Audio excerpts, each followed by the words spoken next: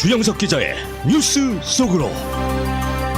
뉴스 속으로는 예방과 치료의학도 최고, 리퍼도 최고, 시니어 어르신들에게 서울 메디칼 그룹이 최고, 서울 메디칼 그룹 제공입니다. 조 바이든 대통령의 야심찬 대학 학자금 탕감 조치 이후에 미국에서는 물가 불안을 부추긴다 혹은 평평성에 어긋난다라는 점 등이 계속 논란을 빚고 있습니다. 또 창고형 할인 매장의 대명사이자 창고형 매장 시대를 열었던 장본인 코스코가 새로운 시대적 흐름에도 적절하게 변신하면서 성공을 이어가고 있다는 평가를 받고 있습니다. 또 러시아 국영 에너지 기업 가스프롬이 올해 상반기 역대 최고 순이익을 올려서 주주들에게도 역대 최고에 해당하는 배당금을 지급하기로 결정했습니다. 주영석 기자. 안녕하십니까. 대학 학자금 융자 탕감 조치와 관련해서 논란이 되고 있는 쟁점은 무엇입니까?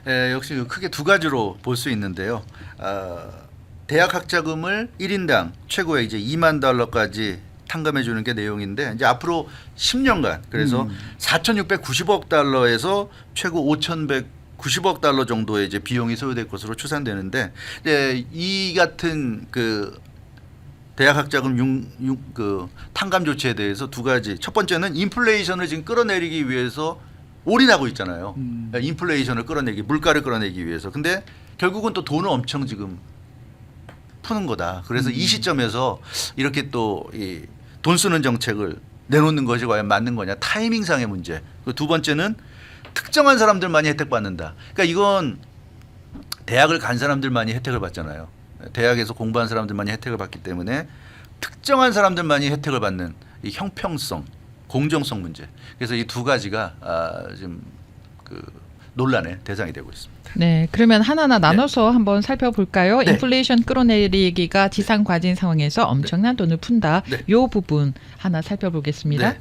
그 부분 지금 말씀하신 그대로 지금 인플레이션을 끌어내기 위해서 지금 뭐 연방준비제도가 급격한 금리 인상하고 있고 양적 긴축을 통해서 경제를 지금 위축시키고 있어요. 그래서 이 시간에 여러 번 말씀드리지만 실업자들이 좀 더 늘어나야 된다. 그러니까 그만큼 좀 경제를 위축시켜야 된다. 그래야 소비가 줄어들고 물가가 내려간다. 이런 생각을 해서 계속 지금 연방준비제도가 경제를 힘들게 만들고 있어요. 그 이유는 돈이 돌아가지 않게 하기 위해서입니다. 돈이 돌아가지 않아야 물건 가격이 내려가고 그래야 인플레이션이 이제 꺾이기 때문인데, 그런데 지금 대통령이 나서 가지고 거액을 지원하는 학자금 융자 탕감 조치를 할 수 있는 거냐 하는 이제 지적이죠. 그러니까 한마디로 시기적으로 부적절하다. 타이밍이 대단히 잘못됐다는 비판입니다. 이렇게 이제 비판하는 사람들의 이제 생각은 11월에 중간 선거 있으니까 중간 선거에서 승리하기 위해서 이런 대책을 내놓은 거 아니냐. 특히 그 젊은층 소수계의 그 결집을 위해서 조 바이든 대통령이나 민주당을 지지할 가능성이 높은 그런 지지층 결집을 위한 선심성 공약이다 하는 지적이 나오고 있습니다. 그런 그 인기를 의식한 조치가 인플레이션을 더 악화시킬 수 있다. 그러니까 뭐 정치인으로서 선거를 생각하지 않을 수 없지만, 그렇지만 그래도 지금 경제적으로 굉장히 어려운 상황인데 이렇게 선거만 생각해서 지르고 본다 하는 이런 식은 아니지 않느냐, 이제 이런 얘기인데, 여기에 대해서 전문가나 학자들은 서로 다른 분석을 내놓고 있어요. 이 학자금 융자 탕감 조치에 대해서.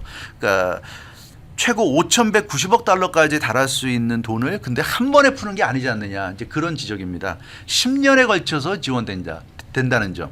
그렇기 때문에 한 번에 5천억 달러 정도 되는 돈이 풀린다면 이거는 인플레이션을 잡는데 굉장한 악재가 될 수 있지만, 이게 10년에 걸쳐서 나눠서 지금 이제 풀리는 돈이기 때문에 물가 상승의 요인이 되지 않을 가능성도 상당히 있다. 그래서 이걸 가지고 물가 그 인플레이션을 잡는데 방해가 된다, 오히려 안 좋은 거다, 이렇게까지 얘기하는 건 좀 지나치다는 이런 좀 얘기들이 있어서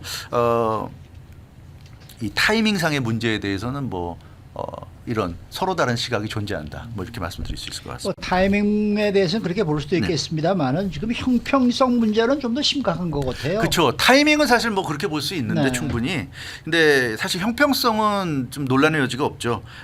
결국 대학에 입학해서 공부한 사람들만이 혜택을 받는 겁니다. 이건 뭐 명확한 거죠. 그래서 대학에 가지 않은 사람들, 뭐 못 간 사람도 있고 안 간 사람도 있을 텐데 어찌 됐건 여러 가지 이유로 가지 않은 사람 또 갈 수 없었던 사람들과는 상관없는 혜택입니다. 물론 이제 그 사람들이 속한 가족 중에 대학 간 사람이 있고 가족 전체가 그런 부담을 떠안았다고 그러면 결국 떠났다고 한다면 그런 쪽으로는 혜택을 받았다고 할 수도 있지만 어찌됐건 그렇습니다. 그래서 이 논란의 핵심은 그거죠. 개인이 자신의 성공을 위해서 대학에 진학했고 그 때문에 발생한 자금이 비용이 이제 학자금이란 건데 개인 스스로의 그 선택에 의한 결과로 얻게 된 빚을 왜 세금으로 보상하느냐 이 불만인 거죠. 이게 불만입니다. 그래서 아니 대학을 누가 가라고 등 떠밀었냐는 거죠. 대학 갈 때는 빚을 내야 된다는 거 다 알고 가지 않았냐. 왜냐하면 내가 내 수중에 돈이 얼마 있고 내 부모의 돈이 얼마 있고 다 알고 가지 않느냐. 그럼 내가 대학 갈 때는 융자금을 받아야지 내가 대학 그 생활을 다 견딜 수 있다는 걸 다 알고 가는 거 아니냐. 그런데 왜 이걸 갚아주느냐. 왜 갚아주느냐. 그 사람들이 무슨 뭐 남을 위해서 가는 게 아니라 자기 자신의 성공을 위해서 가는 사람들인데 왜 갚아주느냐. 이제 이게 이 비판적인 사람들의 논리가 되겠습니다. 그리고 세금이란 게 모든 사람이 다 내는 거 아닙니까? 모든 사람이 내는데 그 세금을 왜 대학 간 사람들만 도와주느냐는 거죠. 그러니까 처음부터 대학 간 사람들을 도와주기 위한 특별 세금을 거둔 게 아니라 일반적인 세금을 대학 간 사람들을 위해서 이제 도와준다. 이제 그런 얘기가 되겠고 또 대학을 나온 사람들이 모두 사회적 약자가 아니지 않느냐는 거죠. 물론 힘겹게 정말 고학을 하고 독학을 하고 이런 사람도 있겠지만 그렇지 않은 사람도 있는데 왜 정부가 도와주냐는 것이 비판의 핵심입니다. 그리고 이 당장은 이제 학자금 상환이 부담이 되겠지만 시간이 갈수록 소득이 높아진다는 거죠. 대학을 나온 사람들이 사회생활하면서 사회적 경험이 쌓이면 계속해서 이제 소득이 대학을 안 나온 사람과 비교하면 더 많아질 텐데 그러면 지금 당장은 힘들어도 몇 년만 지나도 괜찮아질 텐데 굳이 이렇게 도와줄 필요가 있느냐 이제 이런 얘기입니다. 대학을 나온 사람들이 상대적으로 안정적인 좋은 삶을 영위할 가능성이 높은데 그런 사람들을 꼭 세금까지 동원해서 도와야 되느냐 이런 얘기고 이번 탕감 대상을 보면 연소득 12만 5천 달러 이하입니다. 연소득 12만 5천 달러 이하이기 때문에 연소득이 12만 5천 달러 이하면 한 12만 달러까지도 다 혜택이 되는 건데요. 물론 전액 탕감은 아니고 뭐 부분적이라고 하더라도 이 고소득 직장인도 한 달에 만 불씩 버는 사람도 대출을 일부 감면을 받을 수 있다는 얘기인데 이게 과연 올바른 거냐 이제 이런 지적이 나오고 있습니다. 그래서 공화당은 미국식 사회주의다 이렇게 성토하고 있고요. 민주당 내에서도 일부 의원 또 이번 11월 중간 선거에 나오는 일부 후보들이 비판에 가세하고 있습니다. 아무래도 출마하는 지역이 좀 보수적인 지역일 경우에 민주당 의원이나 후보들도 비판을 하고 있는 것 같은데요. 어찌됐건 이런 논란은 뭐 어쩔 수 없는 부분인 것 같아요. 이건 뭐 모든 사람을 만족시키기는 어려운 것 같고요. 그래서 이런 그 논란이 계속 되고 있는 상황입니다. 네.